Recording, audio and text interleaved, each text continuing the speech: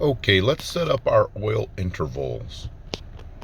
Go over to your dashboard, your screen for the radio and all. You're going to go over to your settings. Then you want to go over to vehicle. Then you're going to go ahead and move this up. Convenience. There, you got service intervals and your oil change reminder. Service intervals. And there you go. You have the distance you can use, the duration if you'd like to use. I'm using distance.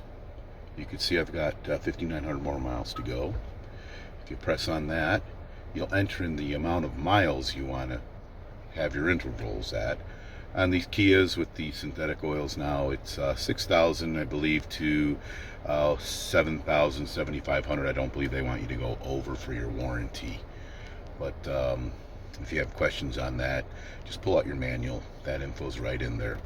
But that's all you'll do is you'll plug in your number, and then the OK will light up. You hit OK, and it'll remind you at those miles to do your oil change. Simple as that.